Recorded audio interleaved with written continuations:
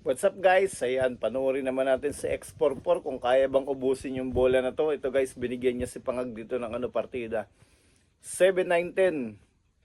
Bigat na partida. Naglaban na pala sila dati ang partida. 6-8-10. Talo si X44. Tingnan natin sa 7-9-10 kung matatalo pa rin si X44. Ngayon si Jancy, nantok-antok pa. Ang daming hawak ni Jancy na pera. Oh. Mananalo kaya sila dito. Yun.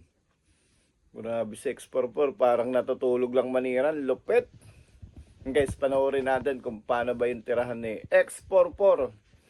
Ayun, may tekla. Point. Ayun, sumablay.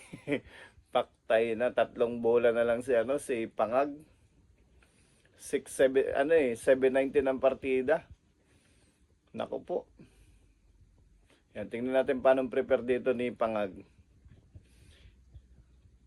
Yan guys, galing pala to si Pangag, oh. Tingnan nyo naman yung tira, parang natutulog lang, parang bagong gising lang, pero magaling pala yung 644, nagbilang na ng pera. Bayaran na to, magdaming pera no, binilang ah. Magkano yun sa 10,000? Yun oh, bayad oh. Saan to?